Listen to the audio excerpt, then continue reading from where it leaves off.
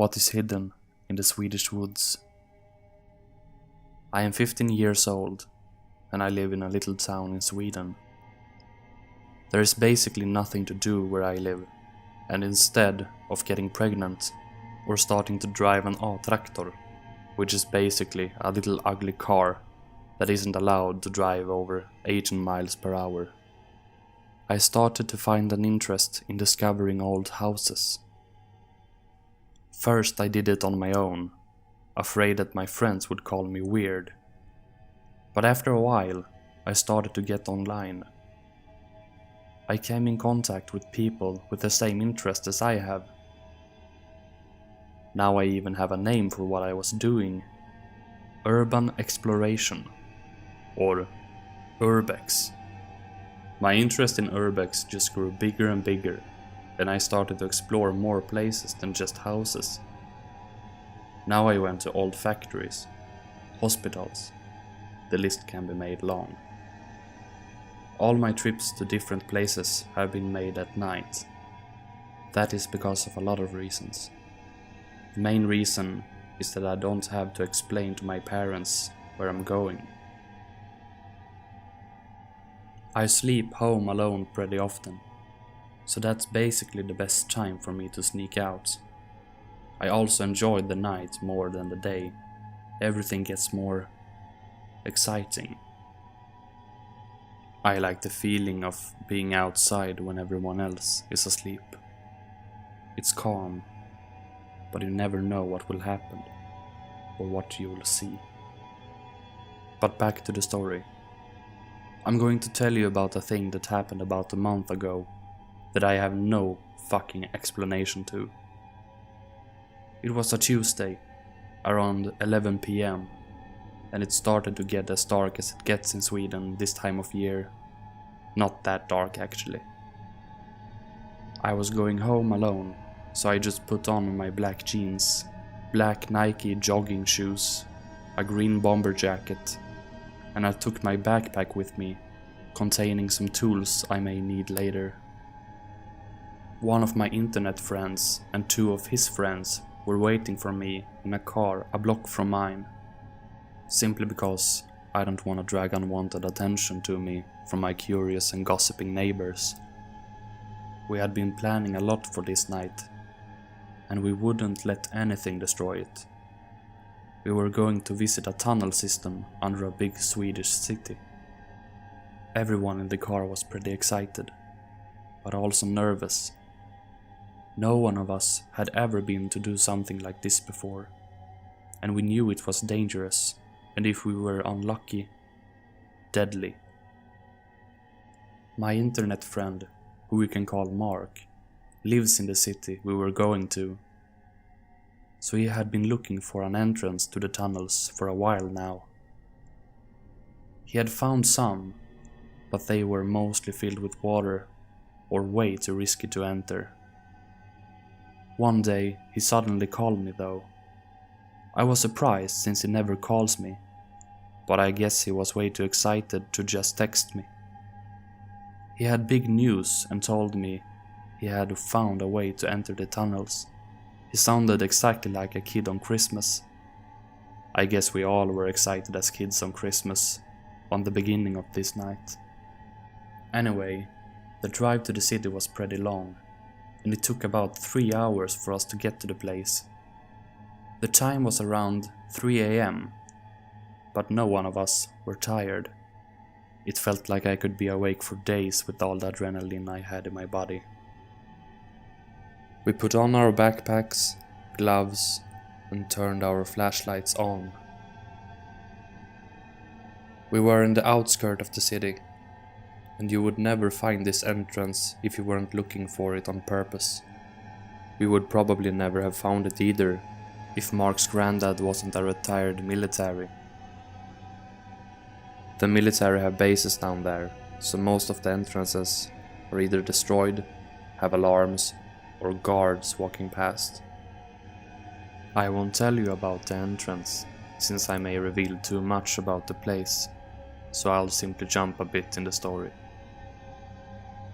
The time is now around 3:30 to 4 AM. and we are down in a huge tunnel. I'm pretty sure you would be able to drive Mark's car down here. The tunnel is straight and completely dark. It was a bit scary, to be honest, but also really cool. My friends and I were walking along the tunnel for maybe 20 minutes until we came to a crossroad. We took some pictures there and decided to split up. We decided to meet again there after about 30 minutes of exploring.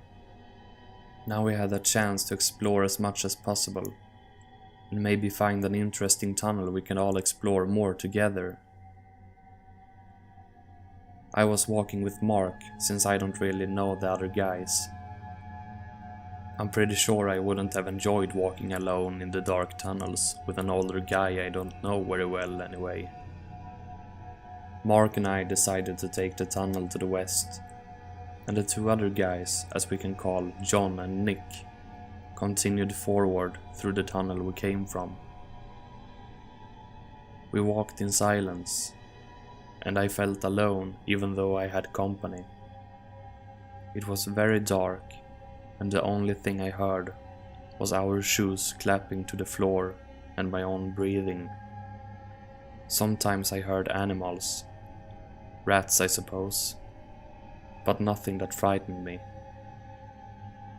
I noticed that Mark was walking a bit slower after a while, and he looked pale when I looked at him. I suppose it was the light from the flashlight that made him look like that. I slowed down anyway and asked him if everything was okay, which it was. He said he only felt claustrophobic, and I understood why. The tunnel was starting to get smaller and smaller. Mark was a pretty tall guy, and he had to crouch where I could still walk upright. But not even I could walk upright here anymore. So I told him we could start walking back to the meeting place. There wasn't much to see here besides spiders and bugs anyway. We arrived at the meeting place and sat down on our backpacks.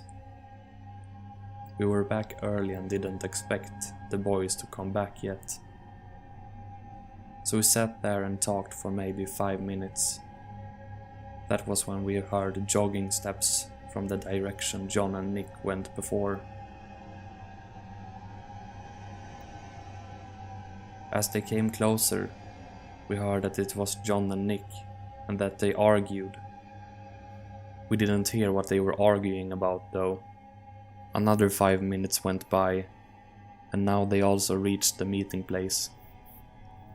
Both looked sweaty, probably because the fact that they almost ran to us. Nick almost screamed when he saw us. "Why are you here? Did you also see it?" Both Mark and I were like, "What the fuck?" but had no chance to answer before John did. It was something along the lines of, "Oh my god, not again. Just shut the fuck up." Nick thought he saw a pair of eyes looking at him, and that it was a shadow following us. Then they started arguing again. Nick really wanted to go out of the tunnels, and we should probably have listened to him. Not because of the fact that he later turned out to be right, but because it's mean forcing someone to do something they don't want to. I can only defend myself with the fact that this actually was a big chance to see something new and take some cool photos. This is after all my biggest interest, and we had been driving for about 3 hours to get here.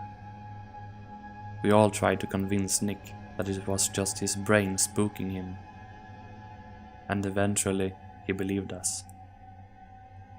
We decided to walk into the tunnel to the east together. This way it would feel safer for all of us.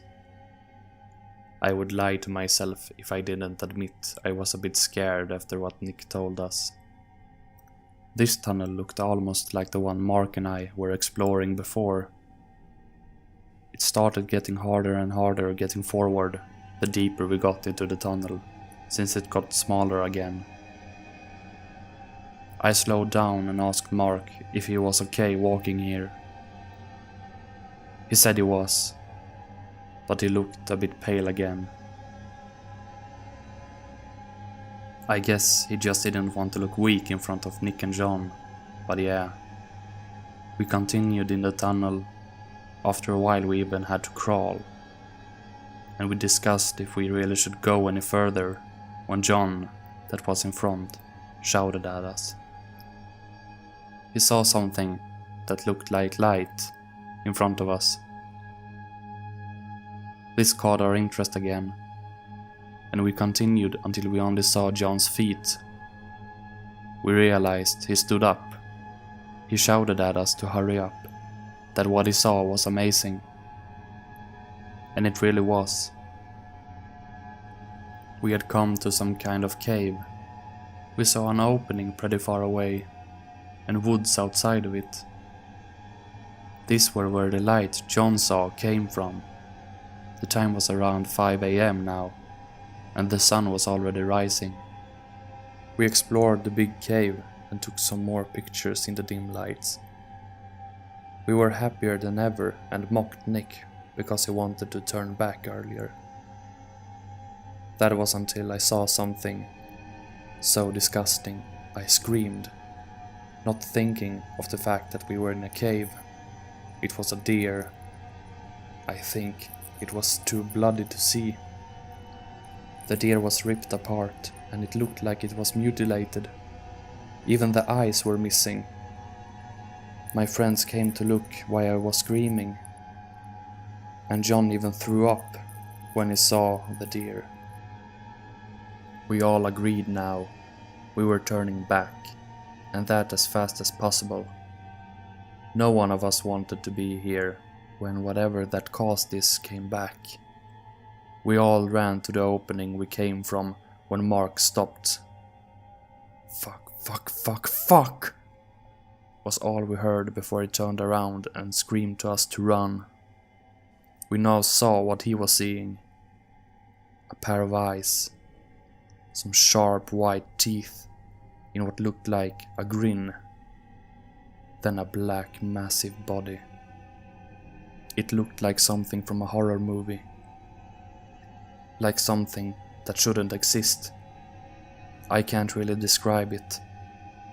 But it looked like a big, black and very muscular wolf. I screamed, everyone screamed.